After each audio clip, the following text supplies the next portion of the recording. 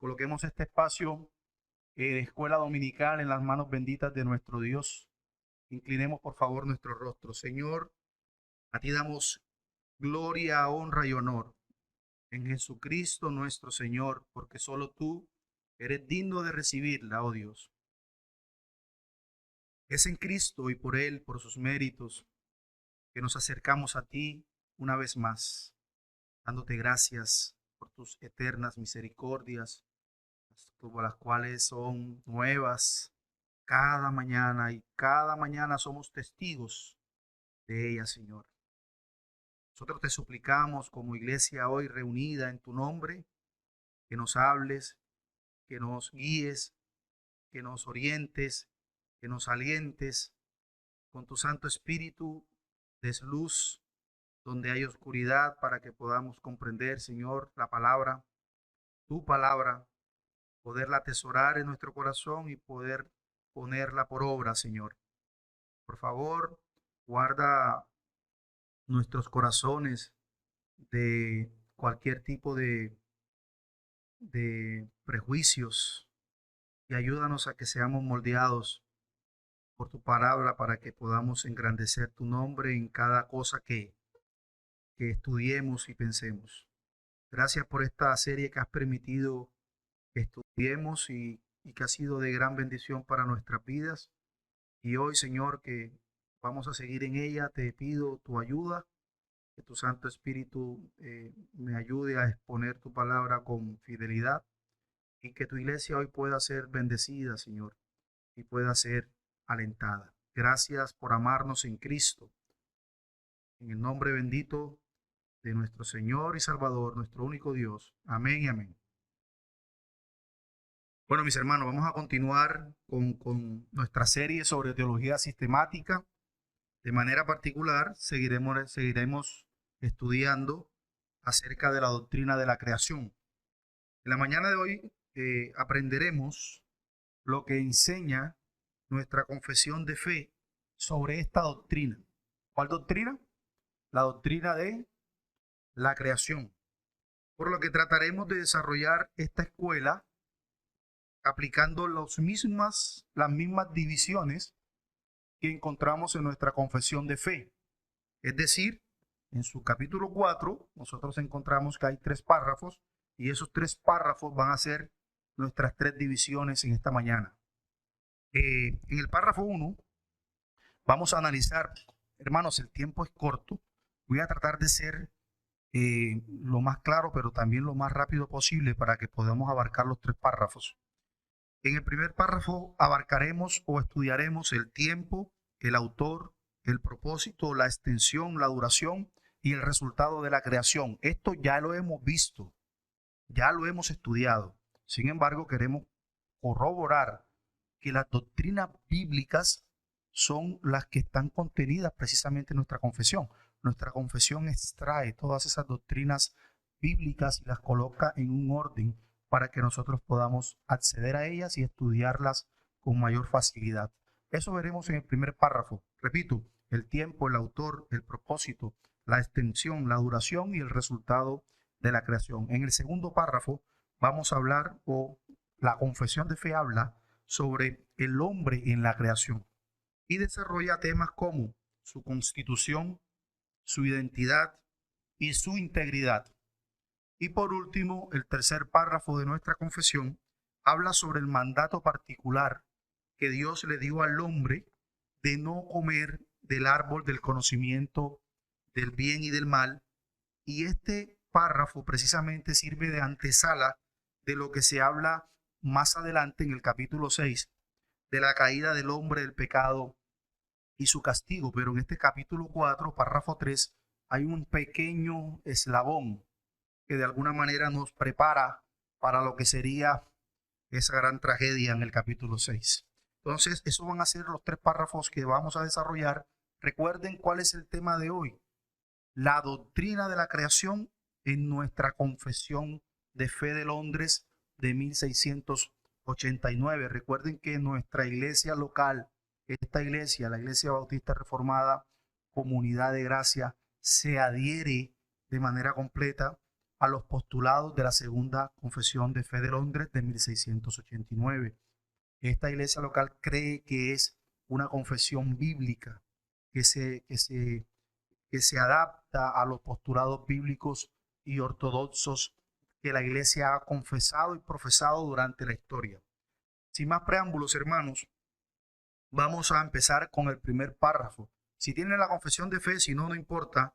Voy a leer en el capítulo 4, párrafo 1 de nuestra confesión de fe. Dice: en el principio creó Dios Padre, Hijo y Espíritu Santo para la manifestación de la gloria de su poder, sabiduría y bondad eternos, crear o hacer el mundo y todas las cosas que en él hay, ya sean visibles o invisibles, en el lapso de 6 días, y todas muy buenas. Entonces noten cómo el párrafo 1 del capítulo 4 de la confesión empieza hablando del tiempo de la creación. Ya lo hablamos. La confesión comienza este capítulo sobre la creación, enfocando primero en el tiempo de la creación. ¿Y qué dice? En el principio. Es acá, hermanos, y ya lo estudiamos, pero toca volver a hacer un pequeño repaso. Es acá donde comienza el tiempo. Antes de esa palabra, en el principio, no existía el tiempo, no existía la masa, la materia, no existía el espacio, ni siquiera existía el tiempo, solo existía Dios. Por eso cuando empezamos Génesis y encontramos en el principio, es allí donde comienza el tiempo. No hay tiempo antes de eso. ¿Por qué, pastor? Y Dios es atemporal. Él está por encima del tiempo. El tiempo en sí es creación de Dios. Por lo tanto, Dios no está sujeto al tiempo, como no está sujeto al espacio, como no está sujeto a absolutamente nada de lo que Él ha creado y que nosotros vemos o conocemos. Entonces, es claro hasta allí. Dios está por encima de absolutamente todo lo que Él creó. Por supuesto, está por encima del tiempo. Ni la materia, ni el espacio, ni el tiempo. Antes solo existía Dios. Y con esto en mente, los autores de la confesión de fe dejaban en claro esa extraordinaria verdad de que Dios es infinitamente superior. ¿A qué?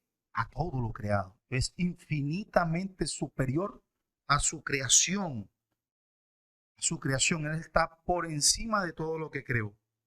Y la confesión también hace eco en la declaración de las Escrituras que Dios realizó a la hora de la creación en el principio, como nosotros lo hemos leído y estudiado en Génesis capítulo 1, versículo 1. Él creó el universo en el principio de los tiempos.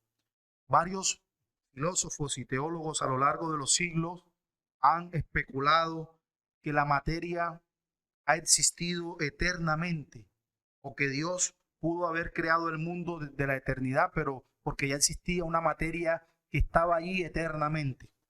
Sin embargo, esto es contrario tanto a la lógica como a las escrituras. Una criatura es por definición un producto del poder creador de alguien superior, en este caso de Dios. Si una criatura existe desde la eternidad, tendría que tener o tendría que ser antes de ser creada. Por lo tanto, le daría un poder o un atributo que solo Dios posee, y es la eternidad. Solo Dios es eterno. Nada más lo es. Solo Dios es eterno. Así que la idea es absurda, y como dice la Escritura en Hebreos, capítulo 1, versículo 10, tú, Señor, en el principio fundaste la tierra, y los cielos son obra de tus manos. Así que noten cómo la confesión comienza declarando el principio. ¿Cómo qué? Como el tiempo en que comenzó todo. Luego, el autor de la confesión, o los autores de la confesión, comienzan a enfocarse con el autor de la creación. Noten cómo la confesión empieza a enfocarse en el verdadero protagonista. Hermanos, el protagonista no es o los protagonistas no son la creación misma, sino aquel que la creó. no es la creación en sí el protagonista en Génesis 1, es quien lo creó. La confesión explica que el creador de todas las cosas es Dios. ¿Pero qué Dios? El Dios trino, el Dios de las Escrituras. Por eso se encarga de precisar, no dejar ambigüedades. La confesión, gloria al Señor, es muy precisa. Dice, Dios Padre, Hijo y Espíritu Santo. Cada una de las tres personas de la Trinidad tuvo un papel en la creación del universo. Nosotros ya lo estudiamos, pero voy a repetir, por ejemplo, algunos pasajes que hablan precisamente del protagonismo de cada una de las personas de la Trinidad en esa creación. Por ejemplo, Hebreos capítulo 1, versículo 2, habla que el Hijo, por ejemplo, el Hijo tuvo un protagonismo importante en la creación. Dice, en los postreros días nos ha hablado por el Hijo, a quien constituyó heredero de todas las cosas, por quien asimismo hizo el universo. De manera similar, también el apóstol Juan, en su evangelio, en el capítulo 1, versículos 2 y 3, leemos que Cristo estaba en el principio con Dios. Todas las cosas fueron hechas por Él, y sin Él nada de lo que ha sido hecho fue hecho. Noten cómo el protagonismo de la segunda persona de la Trinidad siempre está presente en la creación. El Hijo de Dios fue, por decirlo de esa manera, el agente del Padre en la obra de creación. Él mismo puede decir, lo mismo puede decir del Espíritu Santo. Génesis 1, versículos 1 y 2 dice que en el principio creó Dios los cielos y la tierra estaba desordenada y vacía, y las tinieblas estaban sobre la faz del abismo, y el Espíritu de Dios, noten que está literal, el Espíritu de Dios se movía sobre la faz de las aguas. Esto indica que también la tercera persona de la Trinidad también tuvo un papel protagónico en la creación. Y por lo tanto, hombres como Job pudieron decir, por su espíritu Dios adornó los cielos. Y son pasajes muy importantes porque recuerden que son pasajes que encontramos en el Antiguo Testamento. Así que también la confesión nos muestra el autor, pero la confesión también nos muestra o nos enseña cuál fue el propósito de esa creación. La confesión nos dice inmediatamente la razón por la cual Dios hizo todas las cosas. Él no hizo, hermanos, el universo especialmente para el hombre. Hay en los medios, en las redes, sobre todo hoy en estos días, nosotros podemos leer más sobre el asunto y podemos darnos cuenta incluso de lo egocéntrico que es el hombre, de lo egocéntrico que somos. Por ahí estaba leyendo un artículo donde prácticamente todo lo creado gira alrededor del hombre. No, hermanos, Dios no hizo todas las cosas especialmente para el hombre. Él la hizo para la manifestación de la gloria de su eterno poder, sabiduría y bondad. Así lo declara la confesión y eso es exactamente lo que dice y enseña la Escritura. Dios no hizo todas las cosas para la gloria suya ni la gloria mía. La hizo para su gloria. Lo hizo para glorificarse a sí mismo. Cuando consideramos que Dios creó todas las cosas de la nada, recuerden, es nihilo, y cuando consideramos el vasto tamaño del universo o los metaversos, como quieran llamarlos, cuando consideramos eso, cuán grande es el sol, cuán grandes son los planetas, las estrellas, cuando contemplamos el gran poder de la naturaleza, por ejemplo, de los océanos, hermanos, nos damos cuenta que aquel que hizo todas esas cosas, tiene un poder superlativo. Ninguna persona consciente puede llegar a una conclusión distinta. De ver este vasto universo enorme y no ver ni darse cuenta de que aquel que lo creó tiene un poder infinito. Pablo escribió a los romanos, precisamente en el capítulo 1, versículo 20, que hemos leído mucho acá. Pablo dice que porque sus atributos invisibles se hacen claramente visibles desde la creación del mundo, siendo entendidas por las cosas hechas. ¿Qué cosas? Su eterno poder y su divinidad. Además, cuando consideramos cómo, por ejemplo, las estrellas, los planetas de nuestro propio sistema solar se mueven en una perfecta armonía.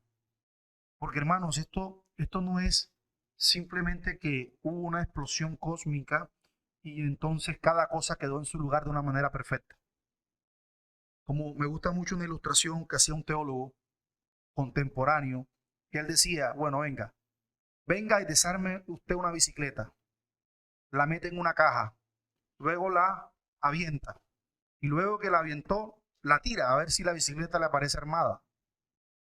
O coja todos los elementos y materiales de una casa, compre varillas, cemento, madera, todo lo que usted necesita para construir una casa y la mete en una gran caja. Luego la agita y la lanza a ver si la casa le aparece armada. Son ilustraciones que de alguna manera nos dejan ver que es absurda esa teoría. Pero cuando vemos este universo perfecto, donde cada cosa encaja con la otra, donde cada cosa es necesaria con la otra, donde si falla una sola molécula, un solo átomo, no viviríamos, no respiraríamos, etcétera, etcétera, etcétera. Hermanos, no se trata del azar. Se trata de una perfecta mente que diseñó todo lo que vemos y vivimos. El profeta Jeremías dijo en el capítulo 10, versículo 12, el que hizo la tierra con su poder, él ha establecido el mundo con sabiduría y ha extendido los cielos con su discreción. Con sabiduría. Es imposible ver. Usted sale y mira hacia el cielo, mira las nubes, mira alrededor los árboles, mira esta creación perfecta. Es imposible decir que quien que lo creó no posee sabiduría. El salmista dice en el Salmo 104, versículo 24, oh Señor, cuán numerosas son tus obras, con sabiduría las has hecho todas. Llena está la tierra de tus bienes. Así que Dios hizo el mundo lleno de gloria para que le alabemos, para que le glorifiquemos, para que así como lo estamos contando ahora, nos maravillemos de su eterno poder, de su eterna sabiduría, de su deidad, de su divinidad, porque las cosas que hizo son magníficas. El mismo cuerpo humano nuestro es algo impresionante.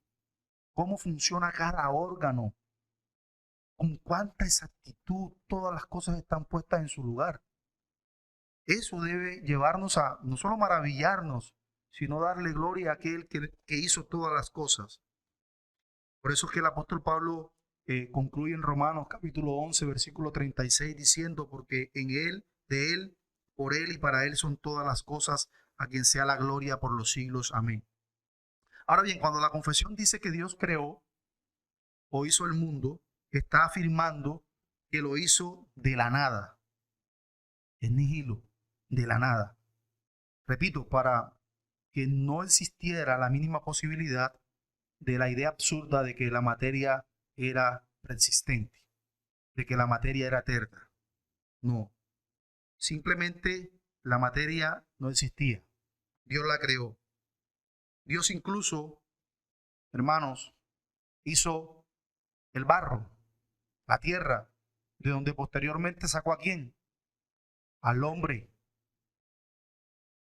Al hombre. Dice Pablo en Romanos capítulo 4, versículo 17, Dios da vida a los muertos y llama a las cosas que no existen como si existieran. El universo y la materia que lo componen no existían. Dios habló y ¿qué pasó? Llegaron a existir.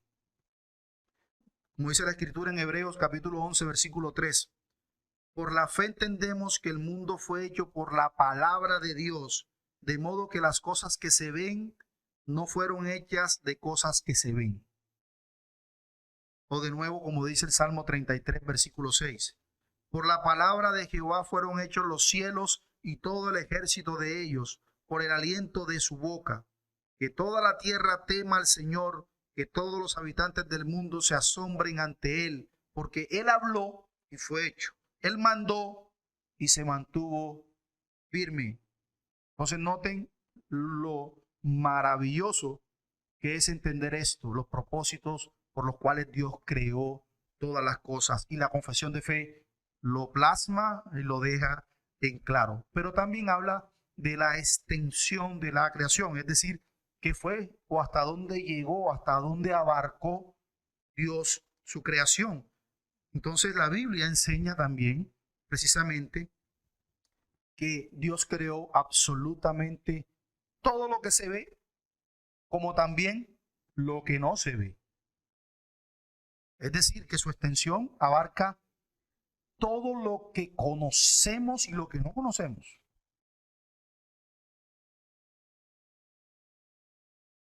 Dice, Él hizo al mundo y todas las cosas que hay en Él, sean visibles o invisibles. Esto significa que Él creó todo lo que está arriba en el cielo, todo lo que está en la tierra, todo lo que está debajo de la tierra, todo lo que está en el mar y todo lo que está en todas las partes que usted y yo podamos ver. Él ha hecho absolutamente todas las cosas. Todas las cosas. Así que su extensión abarca ¿qué? Todo. También la confesión se detiene a hablar de la duración de la creación, un tema que ha sido de debate, ¿cierto? Y de hecho se estudió acá las posturas del tema de la duración de la creación.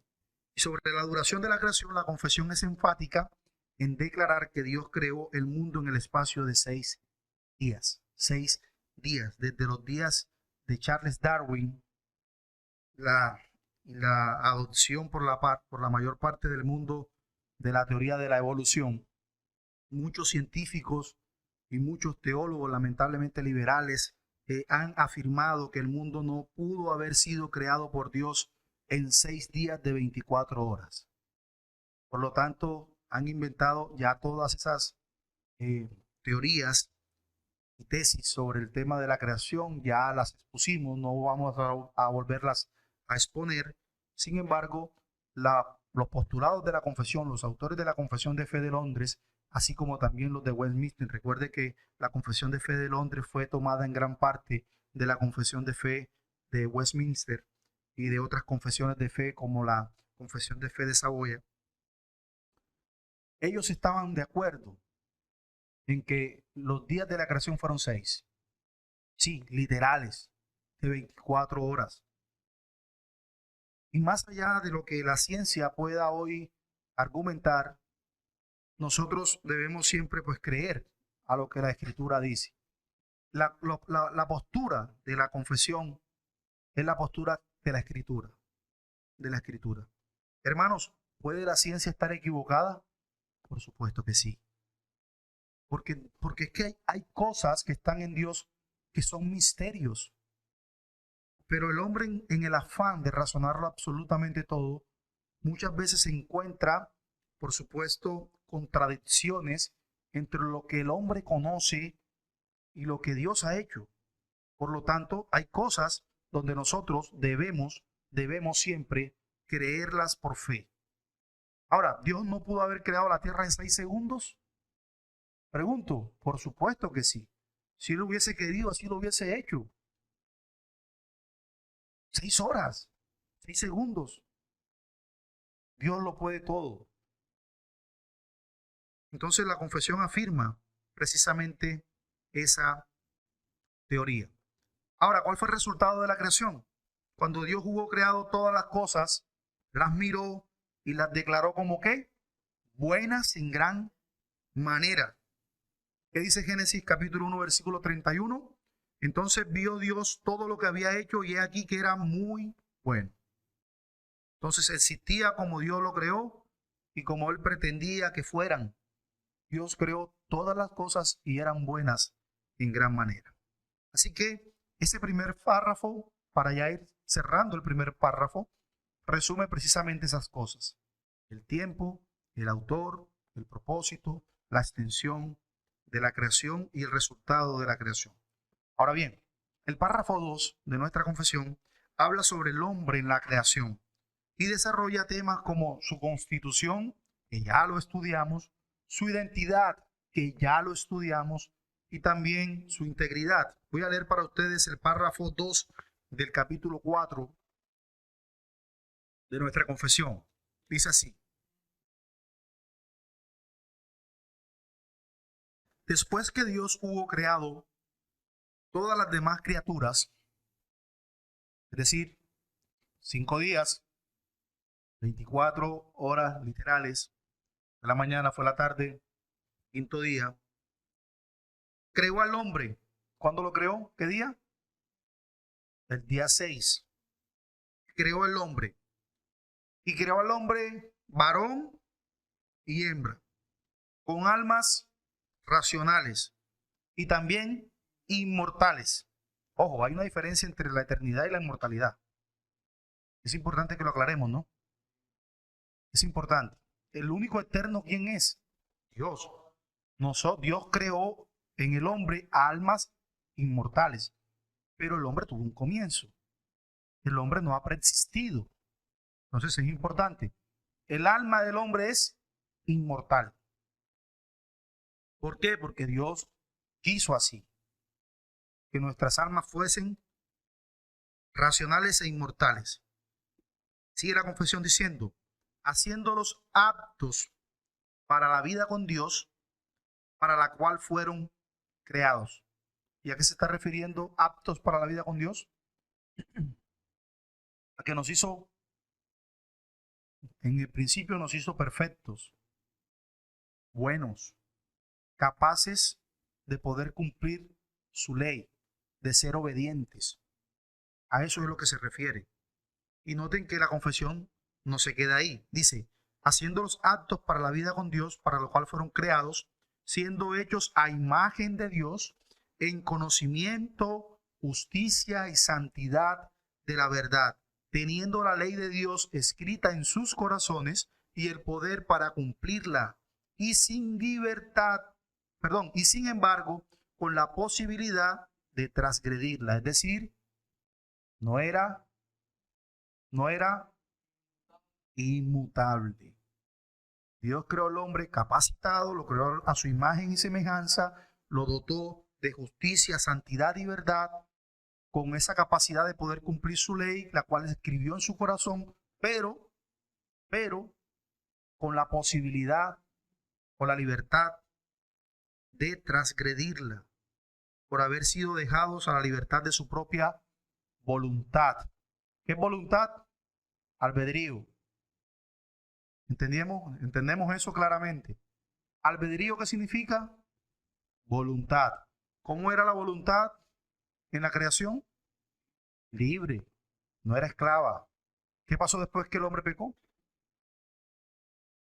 Esa voluntad que sigue siendo libre, ojo, pero ahora quedó encadenada o supeditada al pecado. Lo que hacía libremente era precisamente todo lo contrario a agradar a Dios. Entonces la confesión habla claramente de que después que Dios hubo creado todas las cosas, creó al hombre. Y esto, hermanos, muchos teólogos y sobre todo los autores de la confesión siempre han tratado de recalcar y enfatizar la creación del hombre como la corona de la creación. Es decir, miren, Dios dejó para el final lo mejor. Lo mejor. Lo mejor, ¿quién es? Él y yo, la creación del hombre. Del hombre. El hombre que indica que es una criatura única de Dios. Única, única. ¿Por qué somos únicos, hermanos? Porque somos la única criatura que fue hecha a su imagen y semejanza. Absolutamente nada de lo creado tiene su imagen y semejanza, solo el hombre. Ni siquiera los ángeles. Solo el hombre.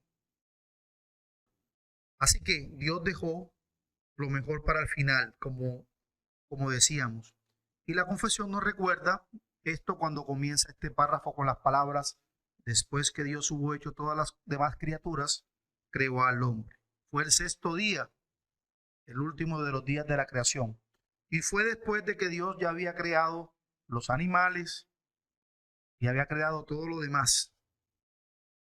Cuando Dios sopló en Adán el aliento de vida, el hombre llegó a ser viviente. Pero si no hubiese soplado ese aliento de vida, el mero cuerpo que había sido tomado de la tierra era inerte. Todavía no era un ser viviente. Si bien los animales, como lo enseñaba un hermano en escuelas anteriores, tiene cerebro y por lo tanto los animales son capaces de pensar en algún nivel, los animales no tienen alma razonable, que sí tiene el hombre. Solo los hombres pueden entender a Dios, en el buen sentido de la palabra, entender a Dios y llegar a conocerlo y a comunicarse con Él, inteligentemente, por supuesto. Solo el hombre tiene la facultad de poder tener comunión con Dios. Los animales no. Solo los hombres tienen almas que vivirán para siempre, almas inmortales. Los animales no. Los animales mueren y ¿qué pasa? Dejan de existir. Pero los hombres continúan existiendo porque Dios ha hecho sus almas o espíritus para vivir más allá de esta vida terrenal, almas inmortales. El rey Salomón escribió en Eclesiastés, en el capítulo 12, versículo 7, que cuando el hombre muera, dice, entonces el polvo volverá a la tierra como era, y el espíritu volverá a Dios que lo dio. Por eso nuestro Señor Jesucristo pudo decirle al ladrón en la cruz, de cierto te digo que estarás hoy conmigo en el paraíso, en Lucas 23, versículo 43. Así que el hombre se le ha dado un alma razonable e inmortal, como lo dice la confesión. Por lo tanto, puede tener comunión con Dios en esta vida, en esta tierra y en el cielo cuando muera. Los animales no. La confesión continúa diciendo, y noten que es enfático cuando habla del soplo de vida, de hablar de la constitución precisamente del hombre. La confesión de fe reafirma una postura dicótoma. Ya hablamos también de eso, ya lo explicamos, no es necesario volverlo a explicar, pero sí es claro que nuestra confesión de fe y los autores de la confesión de fe y muchos hermanos en el pasado siempre han argumentado una postura dicótoma de la constitución del hombre, es decir, que el alma y el espíritu son la misma cosa y que el hombre está compuesto de alma y espíritu. Perdón, alma y cuerpo. Pero la confesión continúa diciendo, varón y hembra con almas racionales e inmortales, haciéndolos aptos para la vida con Dios para la cual fueron creados. Génesis 1:27, hermanos, declara que Dios hizo al hombre y mujer. Hombre y mujer. En el capítulo 2 de Génesis se le da un relato más completo, por supuesto, de esa creación del hombre y la primera mujer. Y vemos que Dios creó al hombre del polvo de la tierra y la mujer de una costilla tomada de su costado. Tanto el hombre como la mujer poseen, hermanos, naturaleza noble de la imagen de Dios, la corona de la creación. Sin embargo, tenemos el terreno establecido en todo ese libro del Génesis para la enseñanza bíblica de que el hombre, recuerden, es la cabeza de la mujer, etcétera, etcétera. Pero más allá de eso, hermanos, y es importante porque como están nuestros días o como están las cosas en nuestros días, con una influencia muy poderosa de la ideología de género, donde precisamente cada vez que nos vemos una película o cada vez que vemos un programa, está ese mensaje inclusivo de distorsionar el rol que Dios le ha dado al hombre y a la mujer, de distorsionar la naturaleza misma del hombre y la mujer. Nosotros debemos más que nadie, porque nadie lo hará, solo los cristianos debemos hacerlo, de defender esto. Todo el tiempo bombardeando a nuestros hijos con mensajes sobre ideología de género, sobre que los niños deben ser no lo que Dios los hizo, como Dios los hizo, sino lo que sienten. Y todo el tiempo los mensajes son más y más poderosos. Ayer precisamente nos veíamos una película donde el mensaje precisamente era que había un niño que estaba enamorado de otro niño. Aberrantes hoy, aberrantes mensajes. Ya no interesa o ya no importa lo que se diga o lo que la Biblia diga para muchos sobre este tema. Hermanos, si nosotros como iglesia, como cristianos, no podemos callar ante ello. Nosotros debemos cuidar el corazón de nuestros hijos e instruirlos sobre esto, porque esto es muy serio. Y cada vez vemos más y más esos mensajes y la influencia en el medio sobre esto. La constitución del hombre entonces, con alma razonable e inmortal. Entonces, entendemos, hermanos, que la postura es que dicótoma. Ahora, la identidad del hombre, la confesión sigue diciendo, siendo hechos a imagen de Dios, en conocimiento, justicia y santidad de la verdad. Si pudiéramos resumir todas las cosas que diferencian al hombre del resto de los seres creados, incluidos los ángeles, hermanos, y explicar quién y qué es realmente el hombre, nosotros podríamos utilizar ese término, imagen de Dios. Y ojalá nunca olvidemos esto. Esto es lo que diferencia al hombre del resto de seres creados, incluso de los ángeles, que somos o hemos sido creados a imagen de Dios. Y la confesión hace eco de la Biblia cuando dice que el hombre está hecho a imagen de Dios. Leemos, por favor, lea conmigo Génesis capítulo 1, versículo del 26 al 27.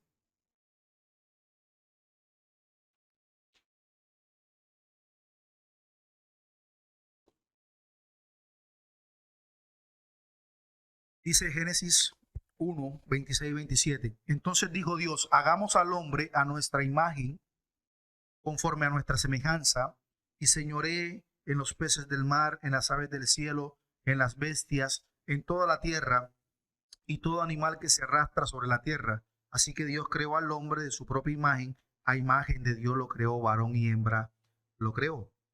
Y la mejor manera, hermanos, de poder nosotros comprender ese término de imagen de Dios es como cuando vemos una fotografía de una persona. Eso es una imagen, ¿cierto?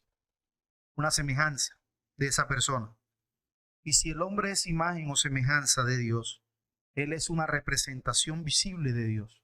Y es una representación viva y visible. Solo el hombre no es una imagen en el sentido de que debemos inclinarnos ante él de la manera en que los israelitas idolatraban y se inclinaban ante las imágenes de los falsos dioses. El hombre es una imagen de Dios que ha hecho para revelarnos algo acerca de sí mismo, algo acerca de él. Por lo tanto, así como la creación fue hecha para glorificar a Dios, así también el hombre fue hecho para glorificar a Dios. Pero como imagen de Dios, el hombre trae gloria a Dios de una manera especial.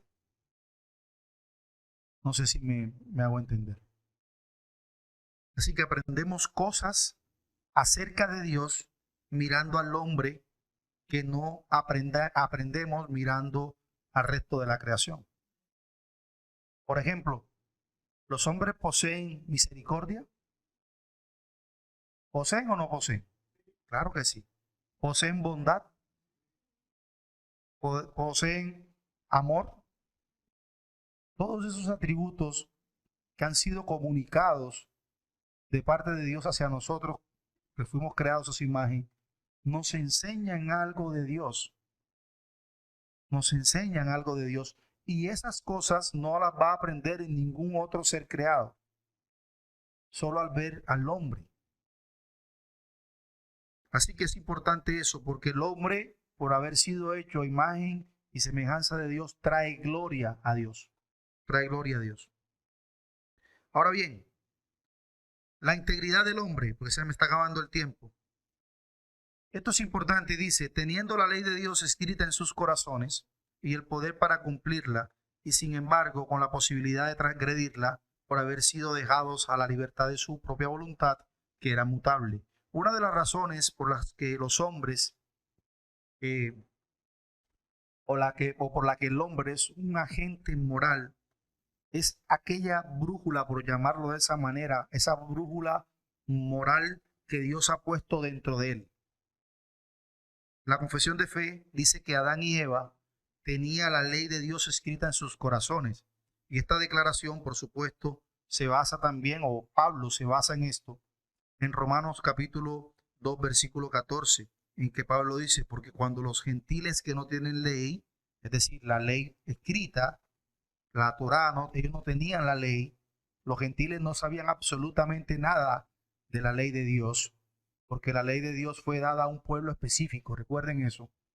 Los gentiles que no tienen ley, estos, aunque no tengan ley, es decir, la ley escrita, conocedores de los profetas, etcétera, etcétera, son ley para sí mismos, que muestran la obra de la ley escrita en sus corazones, dando testimonio, también su conciencia, entre sí sus pensamientos, acusándolos o excusándolos.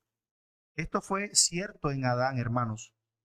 Es cierto que todos los nacidos en el mundo, todas las personas, todas, nacemos con esa brújula moral dentro de nosotros. Una impresión indeleble de lo que está bien o de lo que está mal, estampado en nuestro propio ser, en nuestro propio ser. Y eso es algo que poseemos todos. Como un niño pequeño, por ejemplo, que apenas está aprendiendo a hablar, sabe que, que pegar o robar es malo y se asustan. O cómo sabe un niño que no se le ha enseñado todavía muchas cosas, que cuando hace algo malo se esconde.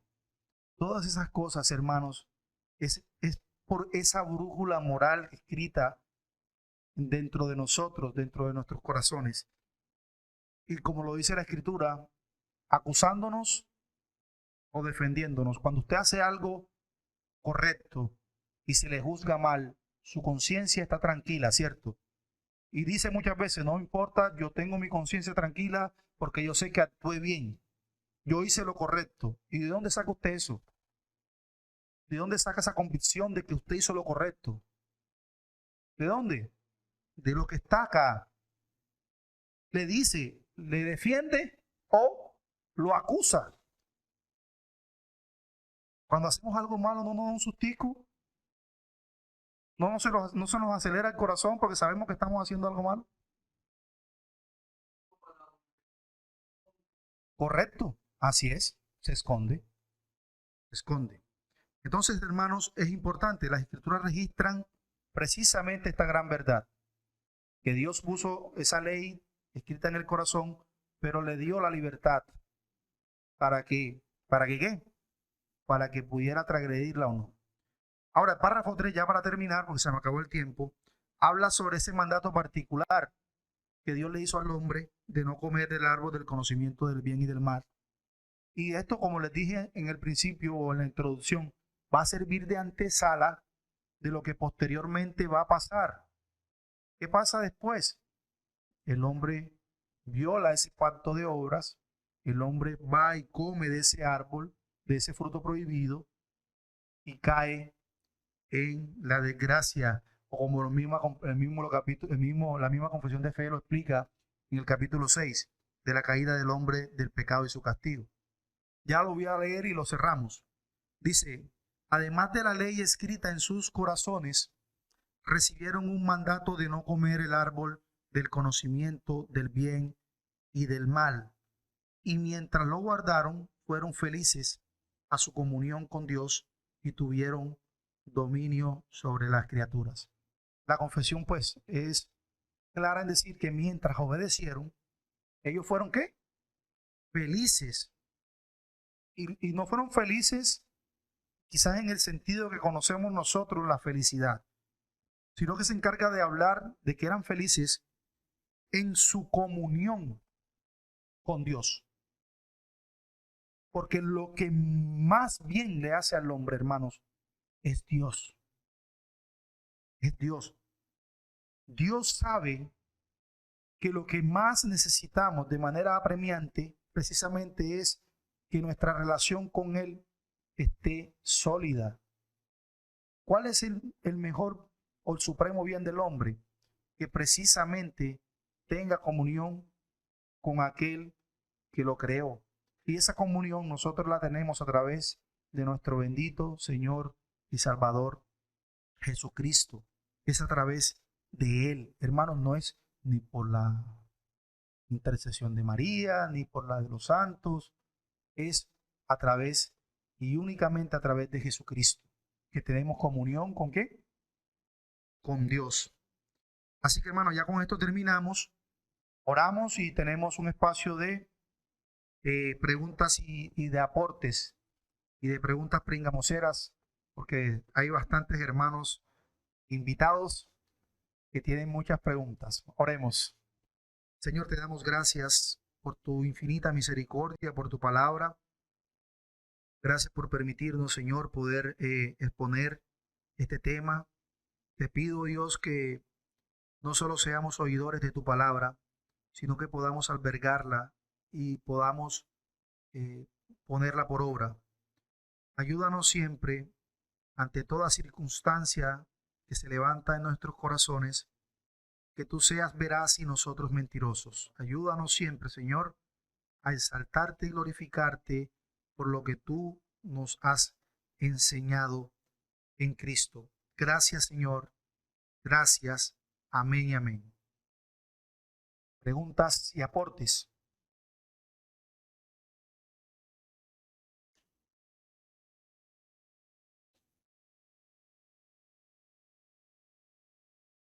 Hermano Manuel. Amada iglesia, buenos días, bendiciones para todos. Bueno, pastor, más que pregunta, pues aporte y como que ver de pronto cosas que no son viables. Primero, la última creación fue el hombre, ¿cierto? De pronto mucha gente dirá que no iba a crear el hombre, ¿ok? Tenemos que acordarnos que desde antes de la fundación del mundo ya habían varones escogidos. O sea que el hombre ya Dios, eso no es que de pronto se le iba a olvidar el Señor. Los últimos seremos los primeros. Lo otro, no hay explosión o no he escuchado nunca una explosión que deje las cosas organizadas. Siempre una explosión es para hacer daño. Todo queda desorganizado. Se mueve la bicicleta entre la caja o le metemos una dinamita y le explotamos a ver cómo queda y para armarla nuevamente. Sí. Es muy importante tener en cuenta que muchos seres humanos, muchos teólogos, mucha gente con muchos conocimientos, jamás podrán entender eso, porque le falta algo, pastor. Sabe que si no tenemos fe, no podemos entender lo que el Señor nos manifiesta.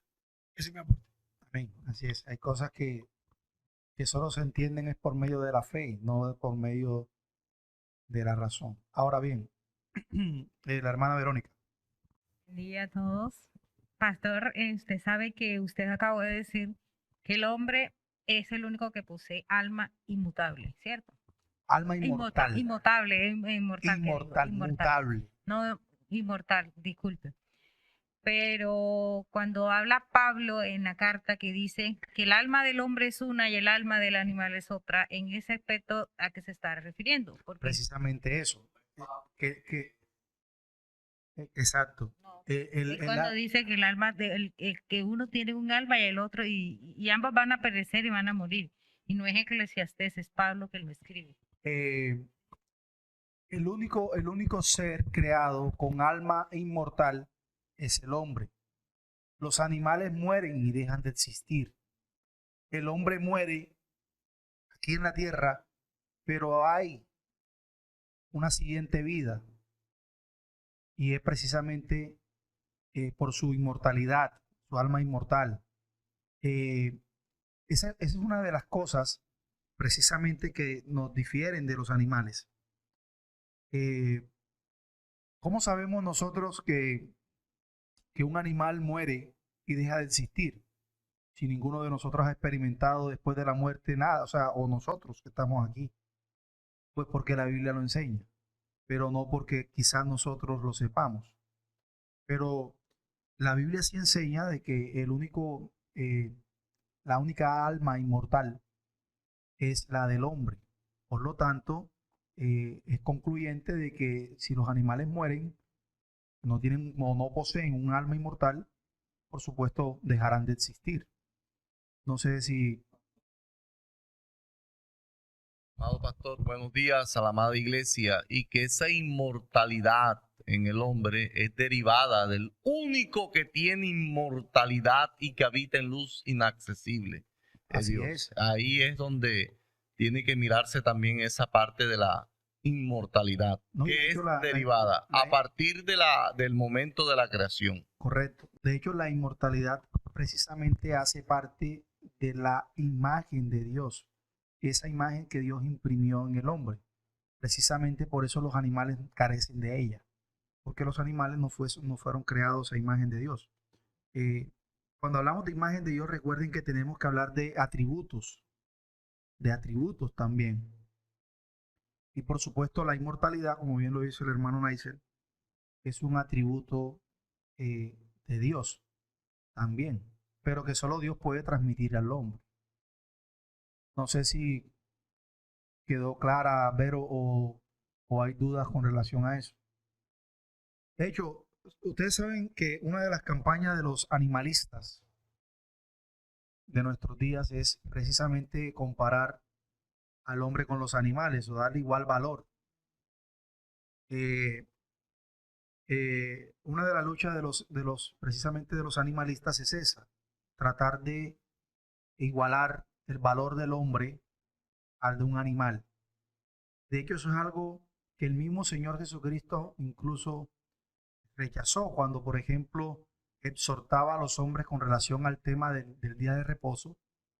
Él mismo colocaba una ilustración y decía, ¿quién de ustedes, si una de sus ovejas cae en un hueco en día de reposo, no va y la saca? Entonces él les dijo, bueno, ¿cuánto más vale un hombre que una oveja?